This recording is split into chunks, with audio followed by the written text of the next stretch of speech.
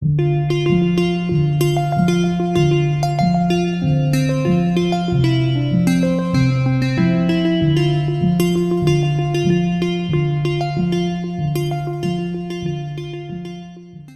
extraordinarily pleased to introduce our opening speaker.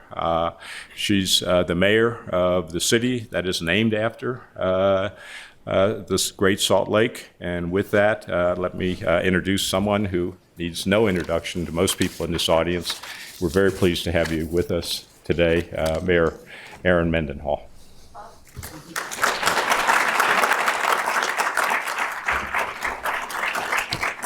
Good morning. Come on, I'm the first speaker. You got to wake up a little here. Good morning. Good morning. Thank you. Good morning. Thank you for having me. Thank you to my friend Beth Parker for making the invitation.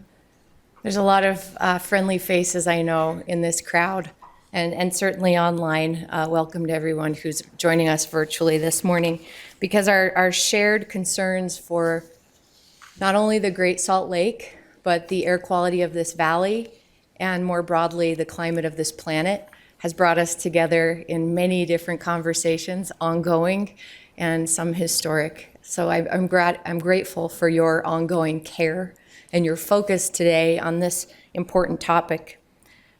This Great Salt Lake, this body of water, is as unique and interesting, I'll say, as our city and as our state. It's inspired art, music, jokes about brine shrimp, jokes about a lost whale that lives in a roundabout nearby. And it really sets us apart, quite literally, from every other major city in the region, in the nation, even in the Western Hemisphere, for that matter. I've served in public office for nearly 10 years. This is my 10th year in City Hall. But I've never seen a local environmental issue rise to public and international consciousness as swiftly and broadly as the shrinking of our Great Salt Lake has in the past 12 months alone. With many thanks, actually, I need to cite our great local reporters at the Great Salt Lake Collaborative, who've been beating this drum for years, and that combined with the national attention from the New York Times last summer. And that collectively has brought eyes and minds in an almost unbelievable way. I've had mayors from other cities who don't have the time and usually don't ever reach out to me. Mayors from other parts of the country call just to chat about the Great Salt Lake. And it usually starts with, is it really true? Is it really going to be that bad? And it's one of the first things that people bring up to me, whether I'm in a grocery store or I'm hosting a foreign delegation who's here to visit. In Salt Lake City, it means taking a detailed look. Actually, I skipped a page in my notes. Forgive me. I want to say hi to my friend and neighbor, Tom, also. Thank you for being an organizer here. I think this attention is a good thing. We need it, and we know this from our past work on air quality in this valley, that when we reach a collective consciousness, we also receive an urgency and a collective momentum that helps us lead on policy and funding initiatives. The shrinking and the crisis that the shrinking poses is a perfect example of our ecological interdependentness and how much is at stake, interdependence, sorry. I think a lot of us grew up appreciating the Great Salt Lake because of our capital city's namesake, or because of Robert Smithson's incredible spiral jetty, or maybe even as a third grade source of pride when we learned that it is the largest inland body of salt water. Actually, some of the folks here today may tell us it is no longer, but it is the largest in the Western Hemisphere, and one of the most saline inland bodies of water in the entire world. And even though these are all amazing attributes, our science community has long known and stressed to us that the health of many millions of birds and millions of people living along the Wasatch Front and far beyond it is directly tied to the health of the Great Salt Lake.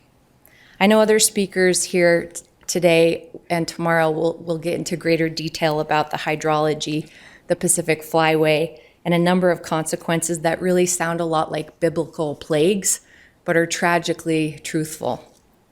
What I want to stress is that elected leaders, and that is residents who call ourselves Salt Lakers, we live in this bowl-shaped valley that already traps air pollution, and we cannot afford in any measure to wait this out. We have to act because too much is on the line.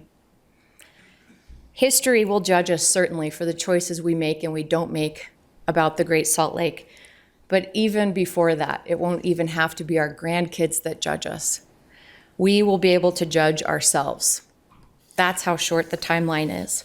In Salt Lake City, that means taking a detailed look at our government's use of water in every facility, whether it's a library, police substation, city hall, public utility building, and in every park, even at the cemetery, and conducting a detailed assessment of every irrigation system, every water fountain, and every green space we own. It means getting smarter, getting more creative, and identifying our opportunities to do better, all as part of an aggressive and coordinated strategy. It means implementing a temporary drought surcharge on the biggest water consumers, and that will encourage reductions in our outdoor watering and, quite frankly, help us replace the lost revenue from the conservation you've already done. It means authorizing our Public Utilities Department, run by the amazing Laura Briefer, who I know will be a part of these discussions in the coming days, but authorizing them to file the necessary water right documentation at the state that amounts to an annual protection of nearly 13 billion gallons of water from our city to the lake, and to ensure that water is flowing to the lake in perpetuity. It means residents, businesses, and institutions within Salt Lake City's water service area collectively working to reduce our consumption by more than 15%, or 2.9 billion gallons of water last year alone. And it means doing it again this year. Of course, Salt Lake City is only one small sliver of influence on the lake. We need bold action from the state as well. I've been encouraged by incentives to replace grass lawns and funding for wetlands preservation, the creation of a new water commissioner who will coordinate various water conservation efforts is a welcome change in the state, as well as the major news we just learned yesterday that the LDS Church is donating 5,700 water shares, which is about 20,000 acre feet, yes, in perpetuity. That water amount is about the size of Little Dell Reservoir. These are important and critical steps, and we have to take them now. And we need more. We can't wait. We can't hope for another record-breaking snowfall every year. So much is riding on the survival of this lake. As it shrinks, so does the viability of the things that we love and we depend upon: industry, wildlife, tourism, snowpack, and clean air. It will take a collaboration on a scale larger than anything we've seen. But there is hope that through resources, education, conservation, and collaboration with brilliant minds like those that are gathered here today, we can save the Great Salt Lake. I thank you for being part of that collective and burgeoning momentum of will and action.